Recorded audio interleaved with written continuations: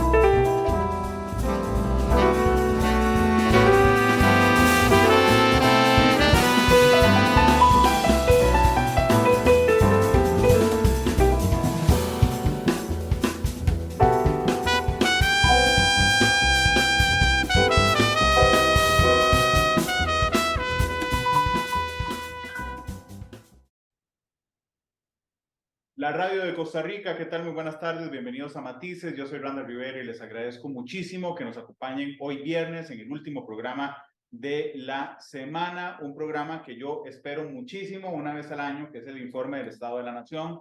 Hoy me acompañan sus especialistas y solo quiero recordarles dos cosas. Uno, que nos pueden escuchar en la radio a esta hora a través de Monumental de 2 a 3 de la tarde. Pueden además ver este programa en el Facebook Live de Noticias Monumental, que es la página a través de la cual salimos. Pueden esta noche ver el programa en Canal 2 y además pueden, una hora después de terminar el programa, descargar el programa de hoy para escucharlo donde quieran, en Spotify, Google Podcast y Apple Podcast. Además, si usted nos está viendo en Facebook o en Canal 2 y nos ve diferentes hoy, es que estamos en las nuevas salas de podcast del Grupo Repretelo y empezamos a hacer matices justamente en estas salas, de las cuales verán un montón de productos en los próximos días. Hoy intentaré yo hablar lo menos para que eso me cuesta mucho, para que mis invitados nos expongan los temas más importantes del informe Estado de la Nación. Voy a presentarlos. Leonardo Merino es el coordinador del Estado de la Nación. Leonardo, ¿cómo estás? Bienvenido a Matices, ¿qué tal? Bien, gracias, Randall, un gusto y un saludo a todas las personas que nos acompañan. Muchas gracias. Don Ronald Alfaro, Natalia Morales, Pamela Jiménez y Karin Chacón, investigadores, voy uno a uno. Ronald, ¿cómo estás? Bienvenido a Matices. Hola, Randall, un gusto. Saludos. Natalia, ¿cómo estás? Bienvenida a Matices. Hola Randall, muchas gracias por la invitación otro año más. Gracias. Doña Pamela, bienvenida a Matices, ¿cómo le va? Hola, muchísimas gracias por la invitación, muy bien, gracias. Gracias, Pamela, por estar con nosotros. Karen, ¿cómo estás? Bienvenida a Matices. Todo bien, Randall, muchas gracias por el espacio. Muchas gracias a ustedes por acompañarnos. Lo primero que voy a hacer es pedirle a Leonardo que por favor nos explique la portada del Estado de la Nación 2023. Ahí yo la estoy compartiendo por si alguno quiere ver la portada, no me voy a intentar hacerla más chiquitita para que se pueda ver en toda su expresión. Don Leonardo, adelante. Gracias, siempre hacemos un esfuerzo de que toda la información que tenemos se condense en pocos mensajes y de ponerle una ilustración que nos los adelante o nos los ilustre. Claro, siempre hay, como toda metáfora, toda imagen, diferentes interpretaciones posibles, pero nosotros ahí queremos llamar la atención sobre una cosa que la valoración general de este informe dice con toda claridad. Estamos metidos en lo inmediato, estamos viendo para abajo, siendo castillo de arena, estamos en lo de hoy, lo que pasa, la coyuntura, y no estamos viendo lo que se nos puede venir encima. Es básicamente un poco la llamada de cómo hemos perdido la capacidad de prever, la capacidad de estar anticipando lo que se nos viene. Aquí tenemos un niño, una niña, es el único elemento que vemos ahí en color.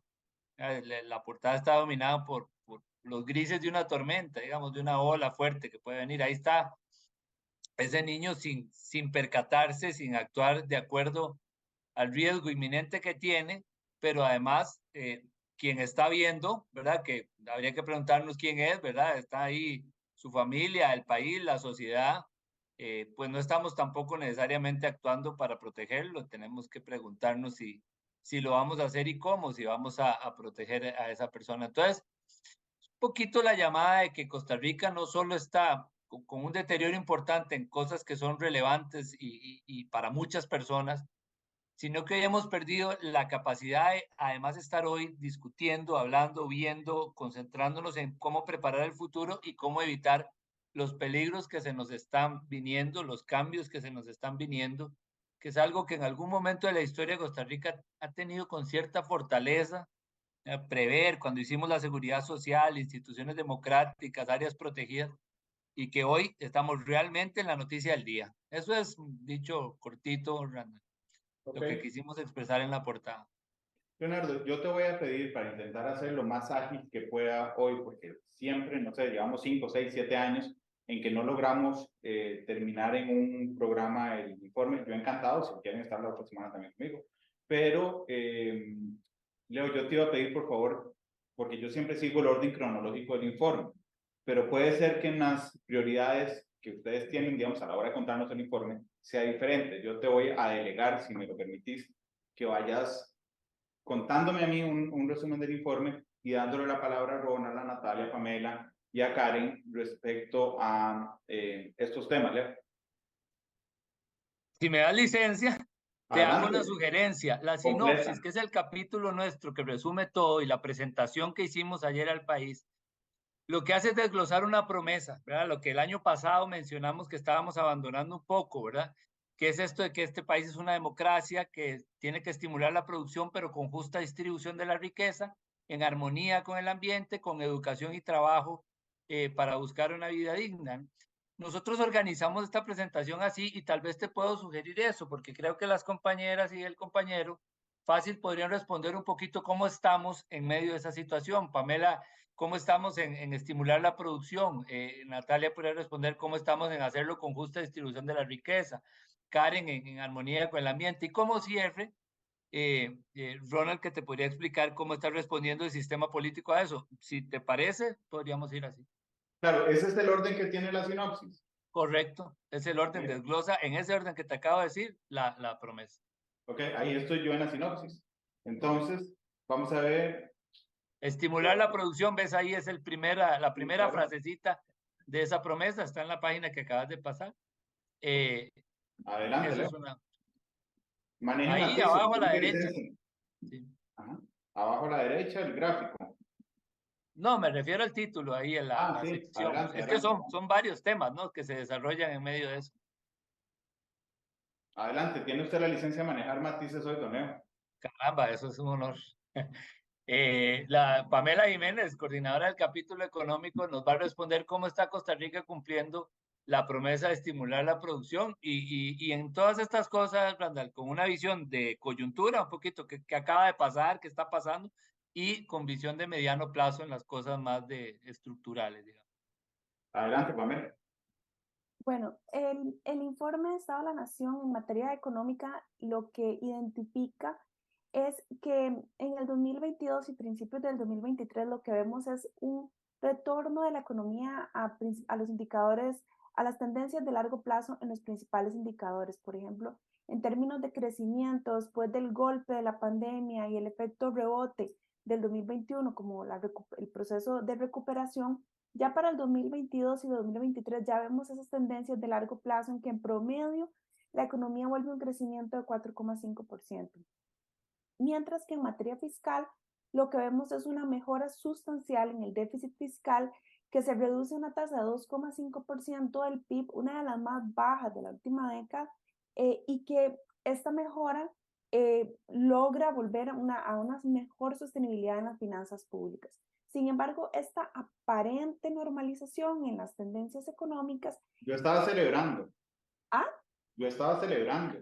Sí, esta aparente normalización en las tendencias económicas en realidad lo que nos muestra, cuando vemos, ni siquiera hay que ir con demasiada profundidad, cuando vemos con un poquito más de detalle, lo que vemos es una profundización, un recrudecimiento en las desigualdades sociales y económicas que teníamos desde antes de la pandemia y con una mejora en la sostenibilidad fiscal pero que viene sacrificando con una política de austeridad, que viene sacrificando muy fuerte la inversión social pública y que Natalia lo va a comentar más adelante.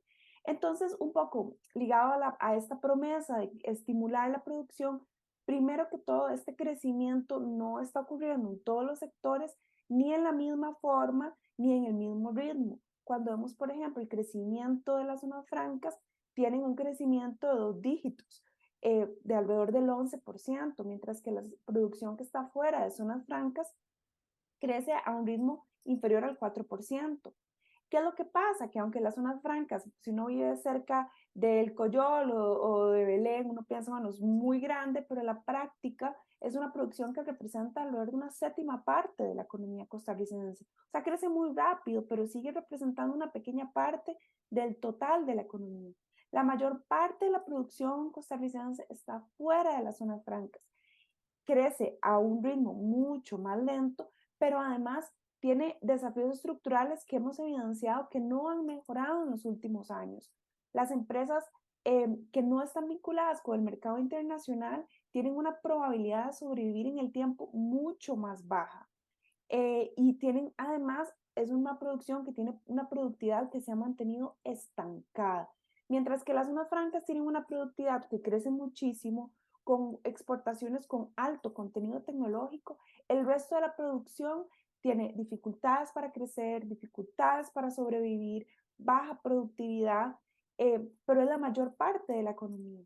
Y eso incluso está ligado a la sostenibilidad fiscal, porque en este informe lo que planteamos es que esa dualidad en la economía tiene implicaciones para el gobierno, para el fisco. ¿Por qué? Porque la mayor parte de la recaudación recae sobre las empresas que están fuera de las zonas francas, que tienen dificultades para sobrevivir y para crecer. Y entonces, a Hacienda le debería preocupar mucho esa producción, porque si a la producción fuera de zonas francas le va bien, la recaudación va a ir bien, pero esa producción le va a ir mal, a la recaudación le va a ir mal. El mejor ejemplo de eso es lo que sucedió en el 2020 en la crisis de la pandemia.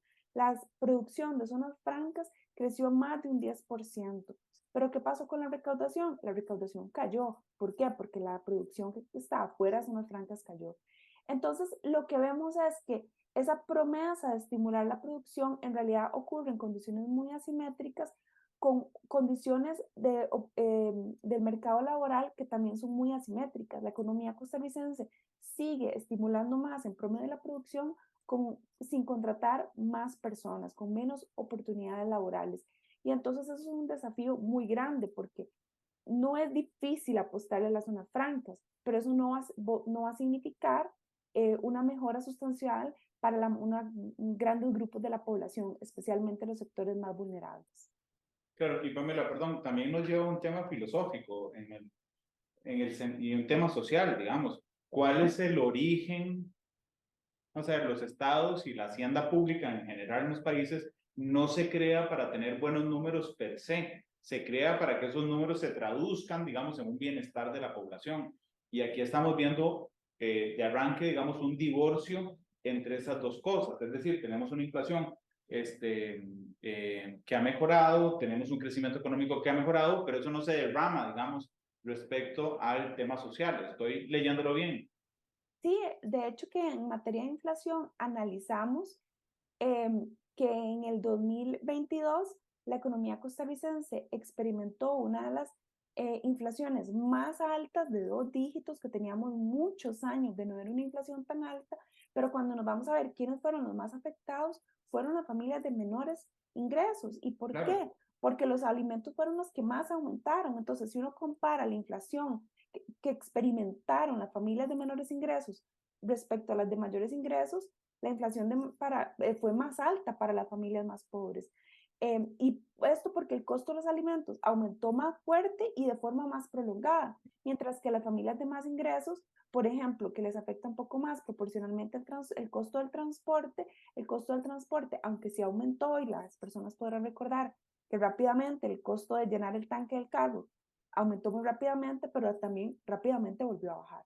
Mientras que con los alimentos eso no sucedió. Sí, pero digamos, cuando subió la inflación, los más afectados son los hogares más pobres, pero cuando la inflación va bajando, que es lo que hemos visto en los últimos meses, realmente vos salís a la calle y le preguntas a la gente que si siente, que si lo siente, y la gran mayoría no lo siente porque está, digamos, entrampada esa disminución en los deciles más, con mayores ingresos, digamos. Entonces no permea realmente la disminución de la inflación ni el crecimiento económico en otras instancias. Sí, de hecho que con los últimos datos, así del último mes, creo que me parece que es de octubre, de los reportes del INEC sobre el IPC, lo que vemos es que aunque sí hay una reducción general en los precios para las canastas de consumo de las personas más pobres y las personas de mayores ingresos, las reducciones más fuertes las han aprovechado las personas de mayores recursos. Incluso las personas de mayores recursos dedican una mayor parte de su consumo a servicios, y servicios fue lo que menos aumentó de precios. Uno se puede poner a pensar que el costo de cortarse el pelo o de hacerse las uñas o de ir a la barbería o de ir a una sesión, una consulta médica, no aumentó tanto de precio como por ejemplo el costo de la leche o el costo de los huevos. Claro. Yo no sé si ya aquí donde estoy llegando, digamos, a la sinopsis, a Leo, que le di la licencia hoy de manera de matices, digamos que tiene que ver ya con una distribución justa de ese aumento en la producción, digamos, con justa Ahí distribución. empieza. Sí, empieza con una promesa. ¿Cuál era la frase? Bueno, la Constitución nuestra dice que el Estado tiene que estimular la producción, pero con justa distribución de la riqueza. Exactamente, digamos, ya ahí pasamos de tema. Y ahí vimos el primero, sí, estamos estimulando la producción, pero bien para algunos sectores, no con esa capacidad de afectar las oportunidades y el bienestar de las mayorías. Pero además, si lo estamos haciendo con justa distribución de la riqueza, es lo que Natalia nos puede contestar. Adelante, doña Natalia. Gracias, Randall. Sí, lo que nosotros planteamos en materia de equidad e integración social, que como dice Leo, es una de las aspiraciones que establece la Constitución política para brindarle a la gente, lo que reportamos al analizar el conjunto de indicadores es que Costa Rica se alejó de tener esa sociedad que sea equitativa e integrada. Y eso se justifica en varios hallazgos. El primero es que es incapaz de crear bienestar para toda la población. Y eso se refleja claramente en los niveles de pobreza que habían aumentado de manera importantísima en el 2020 con la pandemia. Ahora, la cifra más reciente del INEC del 2023, un 21,8% de hogares en pobreza, está por debajo de ese aumento, pero si lo comparamos con los últimos 20 años, o sea, con esta presente siglo XXI, está todavía por encima de ese promedio. Entonces, tenemos una incapacidad para bajar la pobreza. A eso le sumamos hogares vulnerables, que son, bueno, aquellos que aunque tienen ingresos por encima del límite, no es que tengan condiciones de vida muy distintas a los hogares pobres. Entonces, en esta situación tenemos a 1 de cada 3 hogares. Y a esto le sumamos el tema de la desigualdad. Y ahí está muy vinculado a lo que Pamela ahora explicaba de las 2 economías que tenemos, una que crece mucho, pero que no logra encadenar al resto de sectores. Y eso nos genera entonces, por ejemplo, un dato que reporta este informe, es que si dividimos los hogares en 100, donde el primero es el más pobre y el 99 es el más rico, lo que vemos es que la mitad de los hogares del país concentran solo el 10% del ingreso total, mientras que el 10% de mayor ingreso concentra la mitad. Entonces aquí es donde tenemos una amplia desigualdad de cómo se distribuyen esos ingresos. Y por ejemplo, un dato que es alarmante es que, por ejemplo, el 1% de mayor ingreso concentra 15% del ingreso total. Entonces, tenemos una sociedad que no está logrando bajar la pobreza, tenemos amplios sectores excluidos, y a eso le sumamos un tema de desigualdad porque resulta que no a todos les está yendo mal, ¿verdad? ¿Y eso en qué se refleja? Bueno, en un mercado de trabajo que no logra ofrecer las suficientes oportunidades de calidad. Tenemos, por ejemplo, una cifra optimista, 8% de desempleo. Desde hace más de 15 años no teníamos esa cifra de desempleo. pero resulta que esa cifra la estamos teniendo con menos personas ocupadas. Y entonces uno puede decir, ¿pero qué es esto? O sea, menos desempleo con menos puestos de trabajo. Bueno, lo que tenemos es una tendencia preocupante y es que la gente está dejando de trabajar y de buscar trabajo. Y ahí tenemos grupos especialmente vulnerables, por ejemplo, las mujeres en edades de entre 30 y 55 años están fuera de ese mercado de trabajo, que aducen responsabilidades familiares, por ejemplo, las tareas domésticas o el cuidado de personas para no poder trabajar.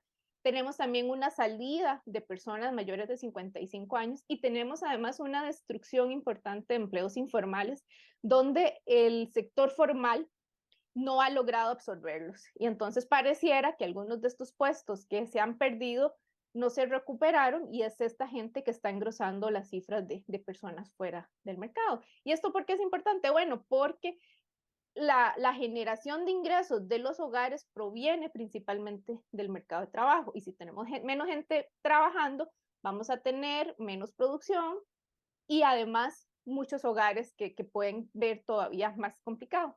Y como si esto fuera poco, ajá. Perdón que te interrumpa, pero ¿hay algún dato? Es que a mí realmente desde hace meses, cada vez que yo veo las encuestas continuas de empleo de INEC, ¿verdad? Y uno dice, aquí algo pasó, ¿verdad? O sea, o la gente se fumó y no nos dimos cuenta que se fumaron, o no sé, o la gente se cansó per se de buscar trabajo y se sienta a ver tele todo el día. Yo estoy, claramente las dos frases son digamos, estoy satirizando el tema. No sé, digamos que yo no encuentre trabajo porque no hay trabajo, ¿verdad? Pero yo tengo necesidades básicas, ¿verdad? Y a veces las necesidades básicas se extienden a terceros. O sea, puedo darle de comer a mis hijos. Ok. Entonces, si yo planteo la pregunta de qué sería capaz de hacer yo para darle de comer a mis hijos, ok, en una situación absolutamente extrema, es muy probable y entendible que una mayoría diga, bueno, haría lo que sea. Y lo que sea incluye cosas ilegales. O sea, es decir, que si mañana llega un encuestador del INEC y me dice, y yo por esa desesperación de no buscar trabajo, no sé, hago contrabando de cigarrillos, ok, y me dice, ¿usted está buscando trabajo? No, no lo estoy buscando. ¿Y tiene trabajo? No, porque no le voy a decir, sí, yo contrabandeo cigarrillos ilegalmente. Mi ubicación en esa encuesta, ¿ok? Va inmediatamente a una persona que salió de buscar trabajo y que no encontró trabajo. Entonces, quisiera preguntarte, y esa es una enorme preocupación, nadie va a decir, sí, yo participo en una banda de sicarios, sí, yo asalto en las noches. ¿Tenemos algún dato que nos pueda dar una pista de a dónde se fue esa gente? Digamos, si se fumó, si qué pasó, la gente que salió de buscar trabajo y qué es lo que nos permite un desempleo más bajo. Sí, a ver, no hay forma a través de las encuestas de empleo de indagar con más profundidad en esa población que no trabaja. Entonces ahí tenemos un vacío, pero uno puede unir varios escenarios o varios patrones que estamos viviendo, por ejemplo, en este 2023. Entonces, tenemos, por ejemplo, la población NINI, ¿verdad? Los jóvenes que ni estudian ni trabajan. Hay gente que dice, no estoy asistiendo a la educación y tampoco tengo un trabajo. Entonces, uno podría indagar que por ahí puede haber un grupo que está en estas actividades delictivas. Y eso podría uno vincularlo también a un tema de creciente inseguridad ciudadana que tenemos, la epidemia de homicidios de este año, unido con temas, por ejemplo, de violencia familiar, y todo esto es un escenario para que parte de esos jóvenes que no estudian ni trabajan pertenezcan a estas bandas de crimen organizado. Otra hipótesis podría ser, por ejemplo, las mujeres, ¿verdad? Que tal vez no tienen un trabajo formal o estable, la señora que, por ejemplo, vende comida o genera, digamos, alguna ayuda o va a limpiar alguna casa de vez en cuando, pero no lo dice así, digamos, directamente en la encuesta porque no es un trabajo, digamos, que sea estable. Otra de las limitaciones que tiene la definición de desempleo es que para que usted caiga dentro del grupo de desempleados necesita haber hecho alguna gestión para buscar trabajo en el último mes. Puede haber gente que tiene un desempleo ya más estructural o de más largo plazo y entonces ya salen, digamos, fuera de la fuerza de trabajo. Entonces, hay varias hipótesis. Hay otro grupo importante que tiene que ver con las personas mayores de 55 años, que no todas, valga decir, que se están pensionando, pero pueden ser personas que les está costando encontrar un trabajo y entonces, al final la familia, tal vez que antes tenían 2 o 3 ingresos, algunos de esos informales, con gente que hacía alguna chambilla o algo así, ya no se contabiliza, digamos, ese ingreso dentro del hogar. Entonces sí podrían haber indicios de que ante la disminución del empleo informal, la gente que salía, por así decirlo, a pulsearla todos los días, ya no estén registrados como tales en las encuestas de hogares y también por el problema delictivo que tenemos en este año en particular, yo sí diría que puede haber alguna tendencia a que estén ahí como vinculados, sobre todo si viven en estos territorios de más violencia social. Claro. Yo te interrumpí, no te interrumpí cuando me ibas a dar uno de los puntos que seguías en el análisis, perdón, así que adelante.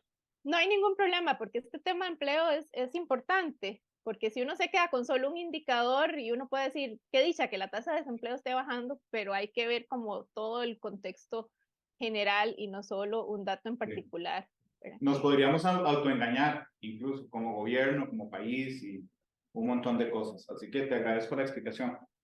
Exacto. Y no, y ya para aunarle a todo este panorama de problemas de equidad y desigualdad, le sumamos que ante lo que explicó Pamela del equilibrio fiscal, los problemas que tenemos para disminuir el déficit y el pago de la deuda pública, la principal damnificada en esos recortes ha sido la política social y específicamente el sector educación, que ya tiene, y como lo dijo el estado de la educación, la grave crisis del sistema educativo, y a eso le sumamos recortes fuertes, una contracción importante de la inversión, ya casi que por 5 o 6 años, es un panorama complicado, porque si el mercado de trabajo no te está ofreciendo las oportunidades y además empezamos a recortar de manera fuerte esa inversión social a través de la educación pública de calidad, salud pública, la seguridad social,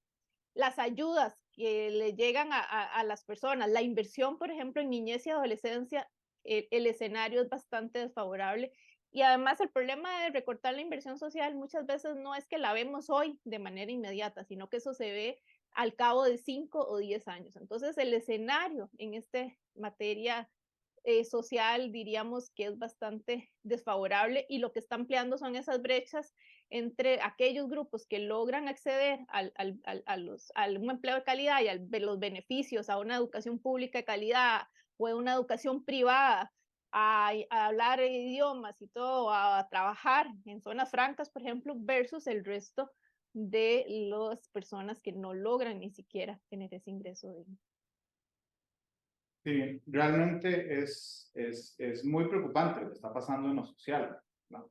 Es tremendamente preocupante y además yo insisto en que una trampa que estamos teniendo en este momento, y digo una trampa de la que podríamos ser víctimas no solo los ciudadanos, sino también el gobierno de la República, es fijarnos en el dato, en el titular, digamos, sin entrar a analizar qué es lo que nos brinda, digamos, ese dato en particular, o ponerle lupa, lo que nos permitirán convertir una muy buena noticia como una disminución del desempleo en una noticia preocupante cuando uno le pone lupa respecto a la salida de las personas de las fuentes de trabajo.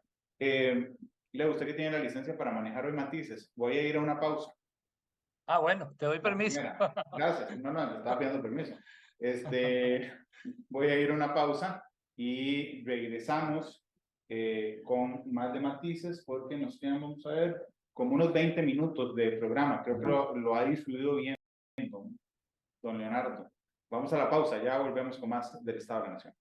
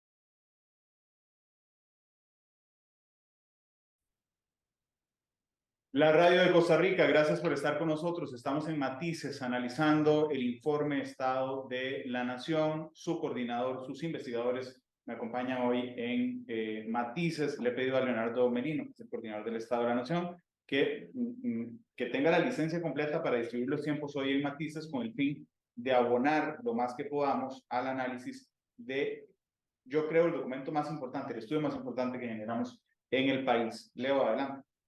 Gracias. Bueno, estamos repasando una promesa que tiene este país, estimular la producción con justa distribución de la riqueza, pero en todo este proceso que hay uso de los recursos naturales, también la promesa, y es parte de la constitución política, en el artículo 50, es hacerlo también en armonía con el ambiente, ¿verdad? Con derecho a un ambiente sano, ecológicamente equilibrado, y en eso Karen Chacón, que coordina ese capítulo, nos va a contar principales hallazgos de cómo está el país en eso, cumplir con armonía con el ambiente.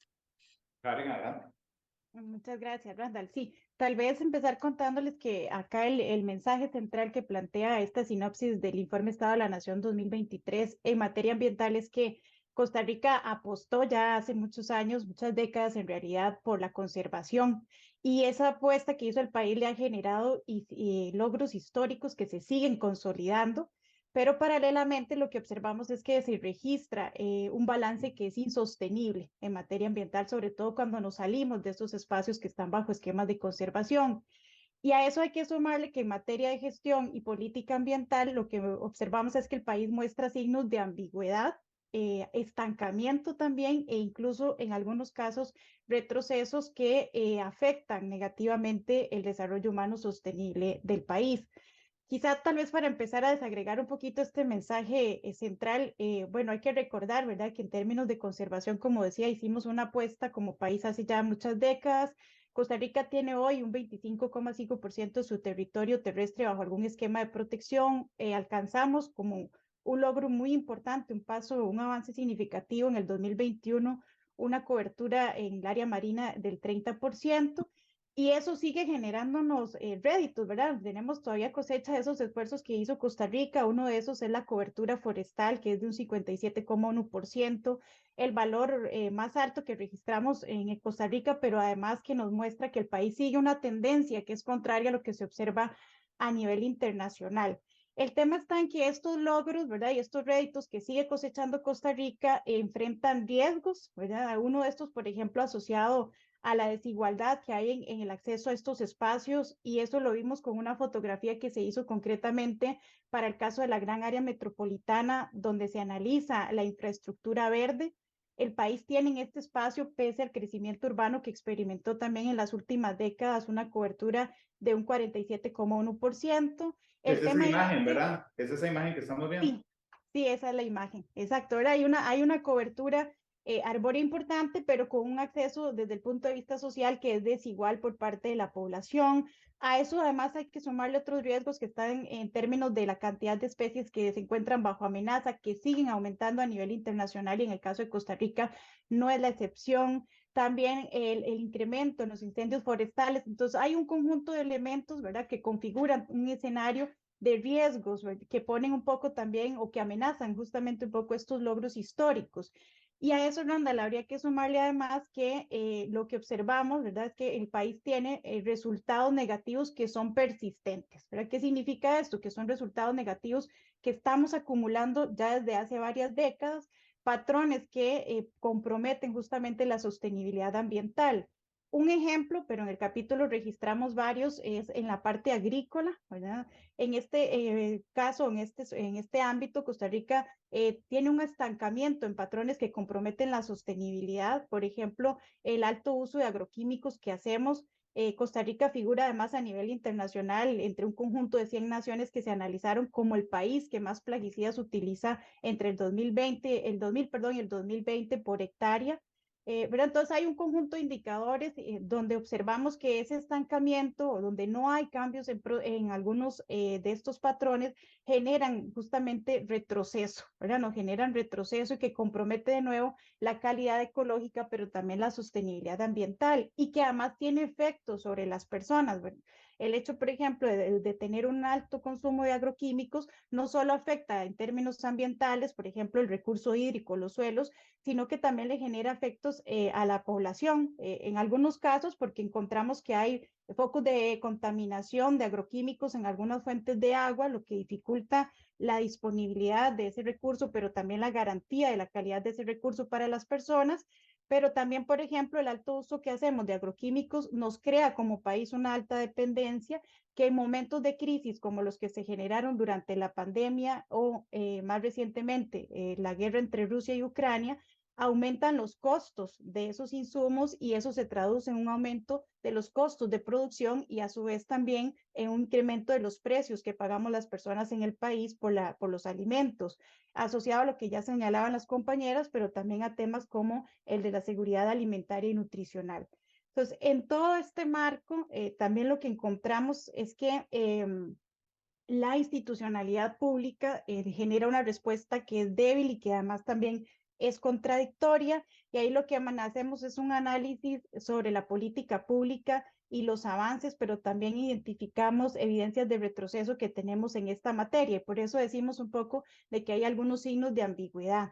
Valga decir que además este es un tema en el que ya el informe ha reportado que hay una brecha importante entre lo que se establece en términos de la política pública y la normativa ambiental versus las capacidades reales que tiene el país para implementar esa política pública. Y en esta ocasión, además, lo que encontramos entonces es que hay un conjunto, analizamos de 10 metas o aspiraciones que tiene Costa Rica en materia ambiental, donde si bien se identifican que hay avances formales como la adopción de política pública, también hay evidencias de nuevo de un retroceso que genera estancamiento y que pone entonces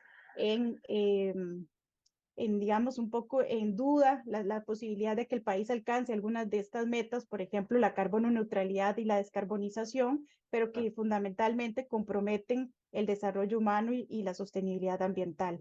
En el peor momento ambiental de toda la historia de la humanidad, nada más. Sí, además eso señalamos también en el capítulo, ¿verdad? Que además Costa Rica enfrenta todos estos retos y desafíos, ¿verdad? O se enfrenta justamente a esta situación en un escenario internacional que es bien complejo, sobre todo por el tema de la variabilidad y el cambio climático, donde ya vemos las manifestaciones concretas, ¿verdad? Hace unos años leíamos reportes que nos decían cuáles podían ser los efectos que en el corto y largo plazo podían empezar a enfrentarse por todo el tema del calentamiento global, pero en la actualidad ya estamos viendo esas manifestaciones a nivel internacional, pero también para el caso concreto de Costa Rica. Y un ejemplo de eso es en materia del recurso hídrico, ¿verdad? La variabilidad del cambio climático están afectando el volumen de precipitaciones en el país, es decir, reducen las lluvias y eso por un lado genera también dificultades en términos de la disponibilidad del recurso hídrico para la población, para las actividades económicas, pero también, por ejemplo, para la generación de electricidad, recordando que en el país 3/4 de la electricidad provienen justamente del uso del recurso hídrico, de plantas hidroeléctricas, ¿verdad? Entonces ya hay algunas de estas manifestaciones muy concretas también para el caso de Costa Rica. Un día eso me dijeron que es que yo era muy apocalíptico en temas ambientales, porque yo decía que la mayoría de amenazas, ¿okay? La amenaza de haber bajado, digamos, la inversión social, la amenaza de que un grupo importante de la población salga, digamos, de la población que puede trabajar, son amenazas ciertamente muy fuertes para el país, pero el tema ambiental es una amenaza para la especie humana, digamos, que sobrepasa cualquier frontera nacional con desigualdades. O sea, claramente hay unos países que estamos más amenazados que otros por términos socioeconómicos, geográficos incluso. Pero Karen, de alguna manera notas en los datos que hemos descuidado, o somos un poco indiferentes ante lo que significa una amenaza de este tamaño para la vida humana como especie. Si queréis decirme apocalíptico, lo acepto y me reiré un rato, pero yo creo que es una amenaza muy fuerte. Sí, yo a título personal, Randa, yo comparto por su lectura, ¿verdad? Yo no soy muy optimista tampoco con respecto a eso. Desde el informe y desde el capítulo, lo que nosotros observamos en efecto es que hay estancamiento, ¿verdad? Estancamiento que no contribuye a minimizar al menos los efectos que ya generan este tipo de situaciones como el calentamiento global. el país sigue siendo muy activo, por ejemplo, en la adopción de normas y de política pública, pero en la práctica, ¿verdad? O más bien la implementación de esas políticas, no vemos que avance a un ritmo que sea suficiente, al ritmo que se requiere justamente, no solo para revertir estos patrones que son insostenibles, sino también de nuevo para minimizar esos impactos, que de nuevo no se quedan únicamente en el ámbito ambiental, ¿verdad? Sino que estos impactos también se trasladan a la parte social, a la parte económica y en general al tema del derecho humano. Costa Rica tiene un marco institucional y un marco normativo, ¿verdad? No es que no tenga una base para atenderlo, pero lo cierto es que tampoco hemos mostrado en los últimos años que haya avances importantes en términos de la planificación de largo plazo, ¿verdad? Entonces, de nuevo un poco lo que planteaba el informe, perdón, estamos atendiendo las urgencias, ¿verdad? Resolviendo la urgencia del momento, pero sin encender las luces para ver en el largo plazo las afectaciones también de otros aspectos o de otras áreas de descuido que tenemos en el campo ambiental. Claro. Gracias, Karen. Leo, permitime ir a la pausa. Regresamos con el último bloque. Nada más te iba a preguntar, el tema de la demografía, porque vamos a brincar a lo político. Hicieron un análisis fundamental de eso. Es que ese podría ser, y vos me decís después del programa, lo podemos analizar la otra semana todo, el desafío demográfico que tenemos. Sí, de hecho hay una sección que no nos da chance de tocar, que tiene que ver con el futuro y cómo preparamos a la población, que tiene, sí, hay un estudio sobre ese tema y cosas además que hemos hecho con el tiempo, pero hay una cosa nueva sobre el tema de fecundidad que Pamela podría desarrollar. Creo que si hay chance podríamos mencionar ahora, pero diría que no nos saltemos la parte política como cierre, que me parece que es la clave, pero podemos desarrollar en otros programas eso que no vimos hoy. Estoy seguro que no nos dará chance de ese. Así que ahora lo vemos, pero podríamos hacer un segundo programa de ese tema en la próxima semana. Vamos a la pausa comercial, ya regresamos con más del Estado de la Nación.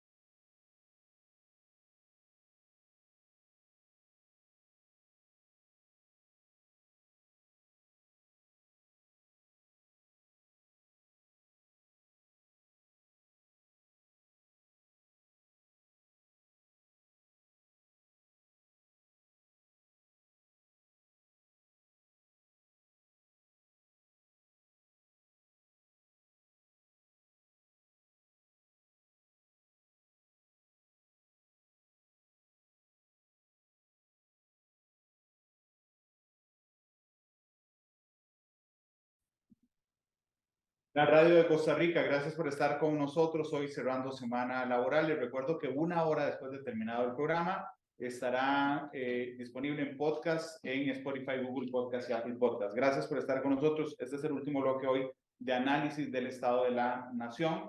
Don Leonardo Merino es el coordinador del Estado. Nos falta analizar el capítulo de política, Leo. Sí, aquí estamos planteando retos que son más o menos claros, pero cómo resolverlos es algo que el país no hace de cualquier forma, lo hace en democracia.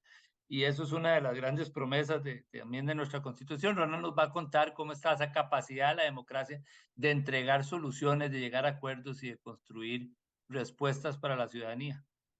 Don Ronald. Gracias, Randall, y a Leonardo también, que está aquí demostrando habilidades para la conducción del programa. Si no, le van a quitar la bastante bien, me va a quitar el campo. Sí, no. Si usted se descuida, puede que le quite. Por eso solo lo invito una vez al año. Bueno. Sí, el riesgo, ¿no? Pero bueno, ha sido muy interesante este recorrido que hemos hecho en los diferentes temas. Tal vez yo lo plantearía en estos términos. Bueno, casi siempre se ha dicho que con democracia las sociedades no comen, digamos, no estimulan la economía, no protegen el ambiente, pero la democracia crea las condiciones, sin duda, para que se den acciones políticas, se tomen decisiones. Pero el sistema político nuestro, Randall, tiene una particularidad, si uno lo compara con otros países en el mundo y otros sistemas presidencialistas, y es que es un sistema descentralizado del poder, ¿verdad? Es decir, los poderes de la República y los actores y fuerzas políticas eh, dependen unos de otros, ¿verdad? No pueden imponer sus opiniones, intereses, decisiones sin que los otros actores, digamos, intervengan. Hay múltiples controles, es un sistema muy descentralizado en el que además el Poder Ejecutivo es un actor clave, pero no es dominante, ¿verdad? Digamos, no tiene esa condición. Entonces, siendo así, en un sistema de esta naturaleza, el factor determinante, el factor más importante para evitar la parálisis y el entrabamiento es la cooperación, ¿verdad? O sea, si los actores cooperan, entonces, bueno, es posible, digamos, obtener mejores resultados, aunque eso no lo garantiza, pero cuando no cooperan, entonces la política se vuelve un juego imposible, ¿verdad? Es más difícil lograr, digamos, que las decisiones se tomen y que además podamos, el sistema político pueda entregar servicios de calidad, mejores instituciones y en general mejores oportunidades para la gente.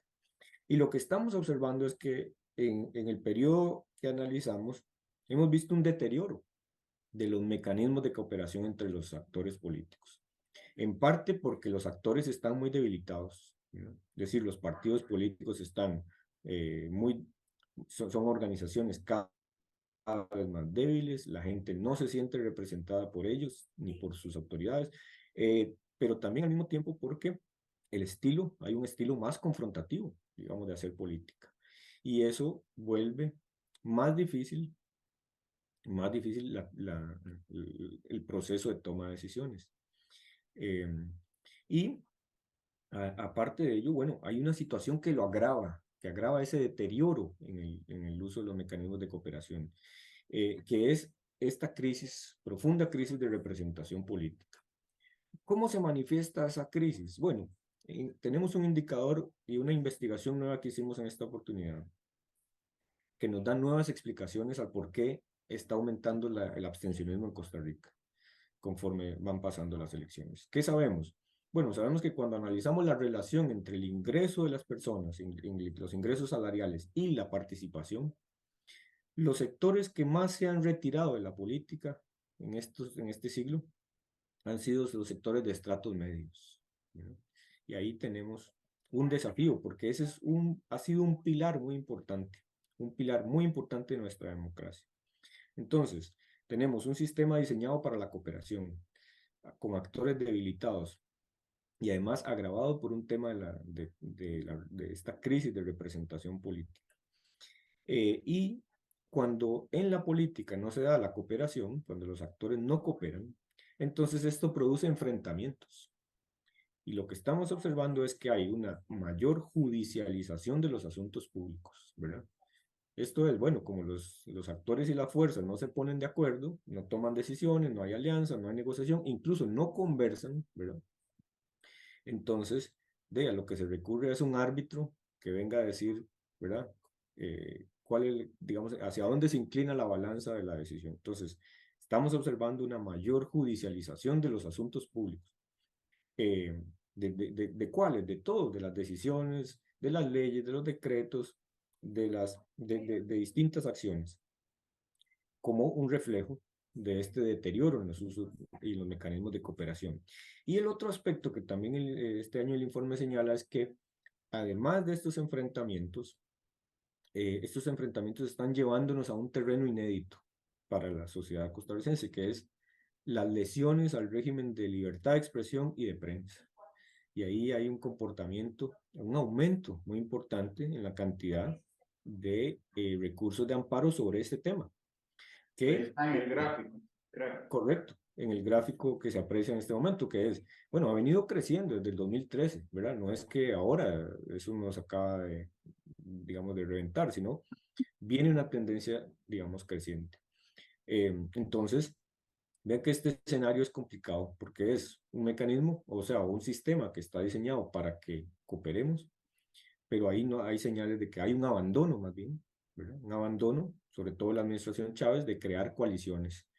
El presidente digamos, ha tenido una actividad legislativa bastante inusual, digamos, de baja intensidad, pero que al mismo tiempo, digamos, provoca incluso cosas como tener la mayor proporción de resellos en un primer año de gobierno en comparación con todas las administraciones desde 1949. Entonces esto habla de una dinámica para el sistema, cómo procesar las demandas, por ejemplo, sociales, económicas y las transformaciones ambientales y bueno, en todos estos temas, cómo hacerlo en democracia, ¿verdad? En el que además hay, eso sí, señales de un mayor antagonismo, mayor conflicto, que, digamos, no abona a la posibilidad de buscar soluciones colectivas pensando en el rumbo de la sociedad. Ronald, muchas gracias. Leo, yo hoy sacrifiqué la canción porque quería dedicar todo. Bueno, ya levantaste la mano, como lo estás. Es que habíamos hecho todo un plan para pedirte No, que la... está bien, porque le digo una cosa, es que la canción, como es parte fundamental de Matices, no pasa nada. Esteban Baroni, que es el productor del programa que sigue, dice, dele con la canción, así que no hay problema, haga el plan sin problema. Usted hoy tiene licencia para manejar Matices. Nada más quería preguntarte si querías agregar un minuto de cierre, redondeando los hallazgos del informe. Bueno, mira, tal vez planteando una cosa importantísima. En este momento, y como viste en la portada al inicio y por todo lo que has oído, hay urgencias que son acumuladas en el tiempo, pero hay características nuevas de esta coyuntura que, como Ronald nos está demostrando, no nos van a permitir salir si no cambiamos el chip. Y ese chip es que una cosa son los cambios de estilo de las relaciones entre fuerzas que tenemos, ¿verdad? Con antagonismo, con más crispación, y otra es que eso nos esté reduciendo como país la capacidad de llegar a acuerdos y tomar decisiones, que es la única fórmula.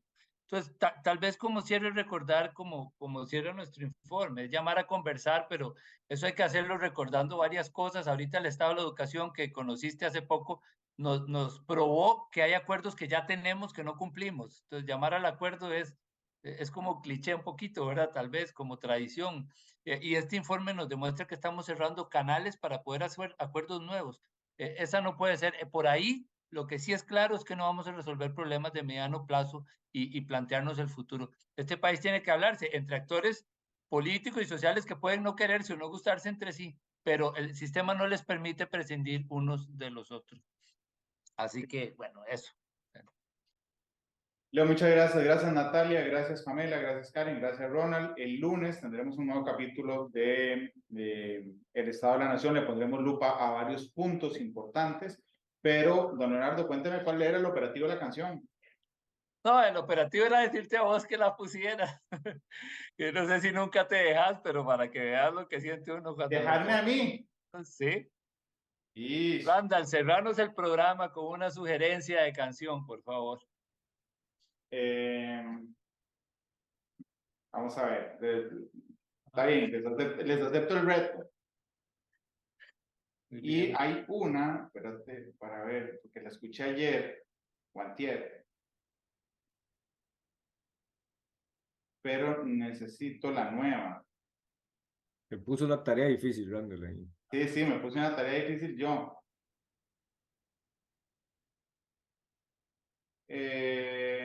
Vamos a ver. Es que hay una que hay una versión viejita que es We Didn't Start the Fire, pero hay una versión vieja, hay una versión nueva que amplía, digamos, los elementos históricos incluidos en esa canción. Solo que no me acuerdo quién la canta. Así que Yo tampoco lo sé, no sé si alguno lo sabe. porque a mí me gusta la de Billy Joel, que es la original. No, no es de Billy Joel. Espérate. Fire.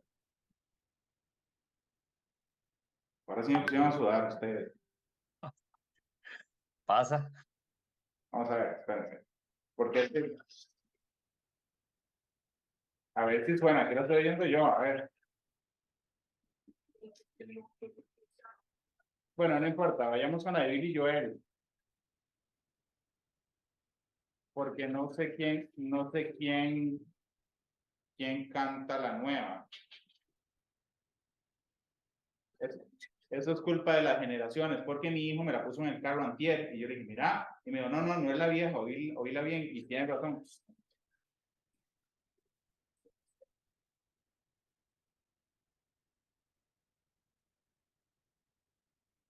Creo que es Fall Out Boy, creo. ¿Cuál? Dice que Fall Out Boy tiene la misma canción que Billy Joel, creo. Debe ser. Bueno, vamos con la nueva.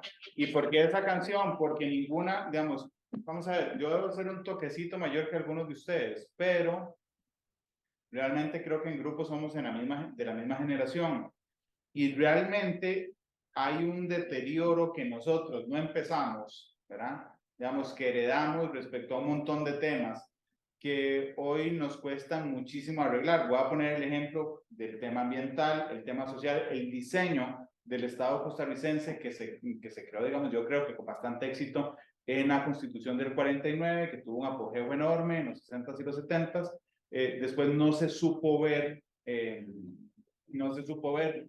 a tiempo el desgaste de del diseño del Estado, y después vino una clase política en la que aún no éramos nosotros los adultos, digamos, donde empezaron a desdeñarse los grandes acuerdos políticos que hoy vemos el efecto de esas cosas. Así que Leo no me preguntó por qué la canción, pero esa es la canción. Nosotros no empezamos el fuego, pero ahora tenemos que atender todos juntos el incendio. Gracias Natalia, gracias Leo, gracias Ronald, gracias Karen, gracias Pamela. Le subí al aire, me pusieron a ayudar con la canción. Así es que feliz tarde a todos. Hasta luego. Hasta luego, gracias. Todas las perspectivas, cada punto de vista. Exploramos la realidad y cada uno de sus tonos. Esto fue Matices por Radio Monumental.